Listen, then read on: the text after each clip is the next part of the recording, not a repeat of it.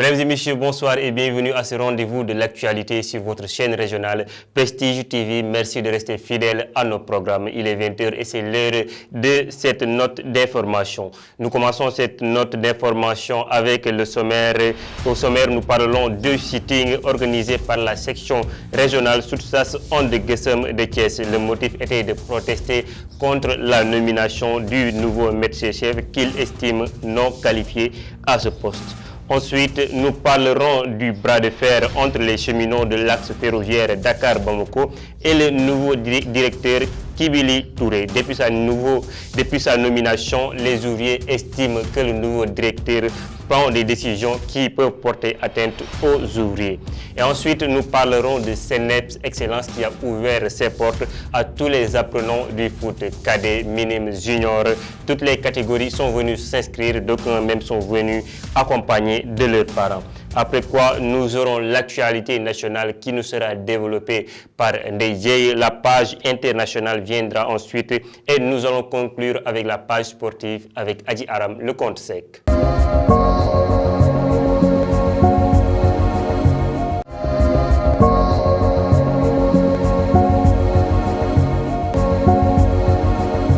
Mesdames et messieurs, bienvenue à cette édition de l'information. Nous commençons ce journal avec le ministère de la Santé et de l'Action sociale qui a fait le point sur la situation journalière de l'évolution de la COVID-19 au Sénégal ce jeudi 1er décembre 2022. Sur 200 tests réalisés, le Sénégal a enregistré aucune nouvelle contamination. 2 patients hospitalisés ont été contrôlés négatifs et déclarés guéris. Aucun cas grave n'est pris en charge dans les services de réanimation des hôpitaux.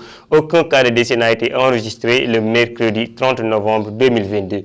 L'état de santé des autres patients reste stable. Mesdames et messieurs, je vous le disais en sommaire, bienvenue à cette édition. Un sitting a été organisé hier mercredi au centre de santé de 10e Riao par la section régionale Soutsas Andeguessem de Thiès. Le motif était de protester contre la nomination du nouveau médecin-chef de district qu'il estime non qualifié pour ce poste. Mamadou Lamignan, secrétaire général de la section Soutsas, intervient sur l'importance de ce sitting. Nous l'écoutons dans un extrait. À notre grande surprise, le médecin-chef a nommé la technicienne supérieure sans concertation, sans rencontrer le syndicat, sans demander l'avis de quiconque. Fort de ce constat, le secrétaire du bureau de la sous-section a essayé de le joindre au téléphone. Il ne voulait pas prendre son téléphone. On a échangé quelques SMS aussi, mais en vain. Une demande de rencontre et une lettre de protestation ont été déposées sur la table avec ampliation au préfet et au MCR, mais sans succès. Donc nous nous posons la question, où est la logique dans tout ça? Le sectarisme, voire le nombrilisme de l'aventurier médecin qui se dit syndicaliste ne saurait prospérer ni dans l'intimidation, ni dans la délation. Il est plutôt attendu dans la supervision, la formation, l'encadrement, la bonne gouvernance et la gestion démocratique du personnel. Par conséquent, tous les militants et militants du CISAS épris de justice sont là aujourd'hui en sitting pour protester contre les agissements du nouveau MCD. Nous regrettons fermement et nous fustigeons avec la dernière énergie l'attitude indigne d'un travailleur qui se dit syndicaliste. C'est l'occasion pour le CISAS de rappeler à l'opinion que nous ne sommes pas dans un ministère de la médecine, mais dans un ministère de la santé et de l'action sociale où chaque acteur a la même dignité que les autres. Le CISAS exige le respect et la considération de la part de ceux qui ne peuvent rien réussir sans les infirmiers, sages-femmes et paramédicaux. Le CISAS prend à témoin les autorités sanitaires, les autorités locales, publiques, politiques, administratives, prévient qu'il répondra à toute forme de provocation allant dans le sens de piétiner les droits des travailleurs. Le CISAS qui n'acceptera jamais que la légalité organisationnelle et le fonctionnement du district sanitaire soient pris en otage par des lobbies. Et puis c'est le bras de fer entre les cheminots de l'axe ferroviaire Dakar-Bamako et le nouveau directeur Kibili Touré. Depuis sa nomination, le nouveau directeur ne cesse de prendre des décisions qui peuvent porter atteinte aux droits des travailleurs selon les cheminots. Dans un sitting organisé, les cheminots ont montré leur désagrément. Babacar Gaye revient sur l'importance de ce sitting. Il est au micro de Mambiram Sissé Gaye. Oui, comme vous le saviez, nous avions annoncé ce sitting pour répondre par rapport aux décisions qui ont été prises la semaine dernière, à savoir la nomination d'un nouveau directeur général des chemins de fer du Sénégal, mais aussi dans une situation que nous vivons le vendredi passé, avec le départ de l'ancien directeur général qui a lancé des décisions avant de partir, donc pour semer la zizanie au niveau de cette entreprise. Donc pour cela, nous clarifions toujours notre position de rester droit sur nos bottes, de continuer à demander à l'État du Sénégal qu'il nous éclaircisse par rapport à notre devenir. Parce que comme vous le savez, Dakar-Bamako ferroviaire a été abrogé en 2020, donc jusque-là, on n'a pas été reversé dans la nouvelle société de patrimoine. Donc, on nous laisse dans un vide administratif. Et ça, on ne peut pas continuer à subir cette injustice. Donc, sur cela, j'invite encore mes camarades à se mobiliser et à ne pas se laisser divertir par des décisions que je suppose vraiment comme étant un divertissement. Avant de partir, à notre grande surprise, on a vu le vendredi passé qu'il a laissé des décisions. Et s'il croit que la sortie de ces décisions peut nous ébranler pour qu'on soit endormis par rapport à la question essentielle dont nous revendiquons depuis plusieurs années, il se trompe lourdement. En tout cas, donc, nous qui sommes réunis ici, nous demandons et maintenons notre position qui n'est rien d'autre que l'État du Sénégal nous clarifie par rapport à notre devenir après avoir abrogé Dakar-Bamako ferroviaire. La compagnie nationale des experts en piscine et espace, plus connue sous le nom de CNEP Excellence, a ouvert ses portes hier 30 novembre 2022 dans son siège se trouvant au quartier 10e Riao. Les inscriptions dans ce centre ont démarré et toutes les catégories sont venues s'inscrire. D'aucuns sont même accompagnés de leurs parents. Khalifa Fall, directeur sportif du centre, s'exprime au micro de Ndeye. Ouverture, vraiment, à un moment donné, c'était émouvant parce que nous ouverture. L'ouverture, c'était vraiment émouvant. On n'a jamais vu une ouverture pareille. Et cette fois-ci, on a voulu innover. C'est pourquoi on a convié la télévision. Et vous pouvez le constater, il y a les parents qui sont là. On demande à ce que tout se passe bien. Vous avez vu vous-même, toutes les catégories sont là. Il y a les benjamins, les minimes, les cadets et les juniors. Et vous voyez, ils sont tous là. Les autres années, on faisait une ouverture par catégorie, mais cette année, ils sont tous venus à la fois. Et c'est un pas en avant. Et vous voyez, il y a beaucoup de personnes. À chaque année, c'est comme ça. On ouvre le lendemain et il y a des riches. Tout le monde vient et cherche à avoir une place dans le centre. C'est pourquoi nous aussi, nous avons pris toutes nos dispositions pour que les élèves soient à l'aise. Nous avons acheté les matériels, tous les équipements, les ballons, vous pouvez les voir vous-même, les plots, tout est là. Donc nous ne voulons pas que les élèves arrivent et ne trouvent rien en place. À un moment donné, on a constaté que le centre n'allait pas bien parce que d'habitude, on ne restait pas 2 ans sans vendre des joueurs à l'étranger. Et ces 2 dernières années, on n'a pas pu vendre de joueurs.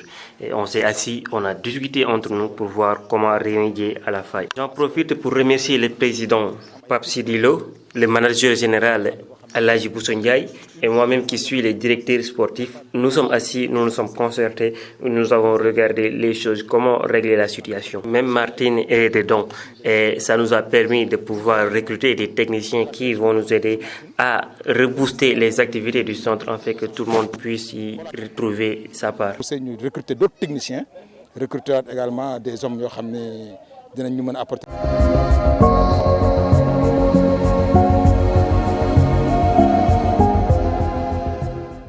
Et puis, mesdames et messieurs, c'est l'heure de l'actualité chez nous. À l'Assemblée nationale, la carte nationale de presse sera désormais exigée à partir de ce jour, le 1er décembre 2022. Le développement de cette page nationale avec Ndeye. Nous débutons l'actualité nationale avec une note rendue publique. La direction de communication de l'institution informe que seuls les journalistes détenteurs de la carte nationale de presse pourront avoir accès à l'Assemblée nationale pour couvrir les travaux. À compter de ce jeudi 1er décembre 2022, seuls les journalistes, techniciens et photographes détenteurs de la carte nationale de presse délivrée par la commission instituée à cet effet pourront couvrir les activités de l'Assemblée nationale, nous renseigne le communiqué. Et puis à l'Assemblée nationale, c'est au tour du ministre de l'Agriculture, de l'Équipement rural et de la Souveraineté alimentaire, Aly Ngouille Ndiaye, de défendre son projet de budget 2023 devant les parlementaires. Pour cette année, au titre de l'exercice 2023, le projet de budget du ministère de l'Agriculture, de l'Équipement rural et de la Sécurité alimentaire est arrêté à 268 milliards 408 millions 535 778 francs CFA en autorisation d'engagement et à 187 milliards 630 millions 633 780 francs CFA en crédit de paiement. Les travaux ont commencé depuis ce matin et les députés se penchent déjà sur l'examen du projet de budget soumis à leur appréciation. Et terminons l'actualité nationale avec la confrontation entre Ousmane Sonko et Adji Sarr qui aura lieu la semaine prochaine au tribunal de Dakar. L'instruction dans l'affaire Sweet Beauté passe à une nouvelle étape.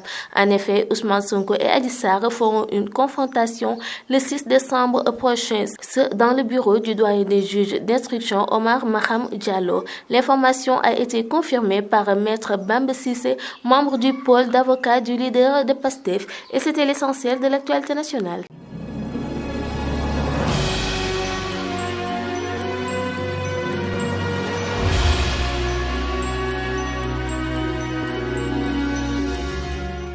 Et puis l'actualité hors de nos frontières. Le Burkina Faso demande à la France de fournir et de financer en armes les VDP. Tout de suite, le développement de cette page internationale. Le Burkina Faso demande à la France de financer et de fournir en armes les VDP.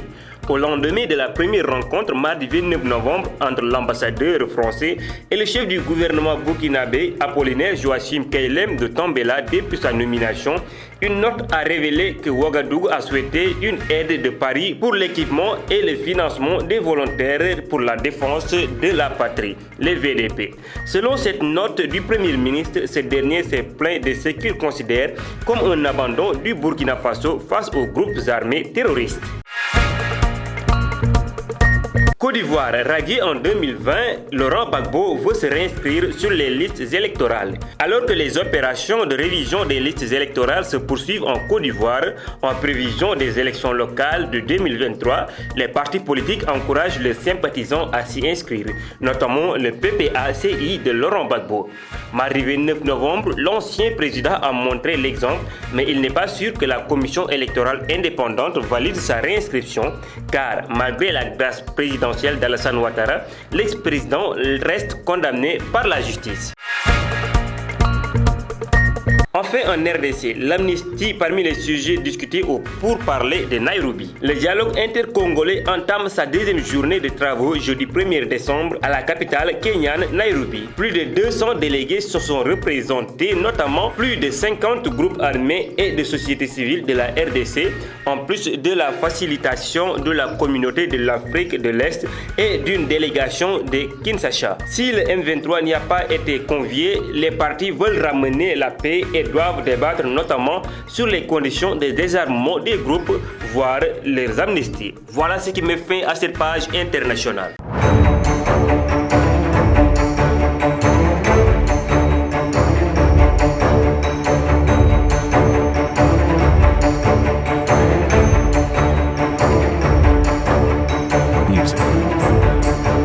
Et enfin, en sport, Qatar 2022, inattendu, la Tunisie, avant de quitter la compétition internationale, a battu la France 1-0. Le développement de cette page, c'est tout de suite avec Adi Aram de Compte Sec.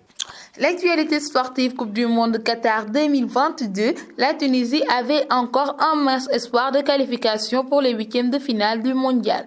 Mais le scénario rêvé ne s'est pas produit par les Aigles de Carthage malgré une honorable victoire contre la France 1-0. Les Aigles de Carthage devaient impérativement l'emporter tout en comptant sur un autre résultat nul entre l'Australie et le Danemark. Mais l'Australie a dit non. Dans la foulée du but de Hazri, les Chokeroos répondaient en ouvrant le score face au Danemark. Malheureusement donc pour le peuple tunisien, l'Australie s'impose, termine deuxième du groupe D et accompagne la France en huitième de finale.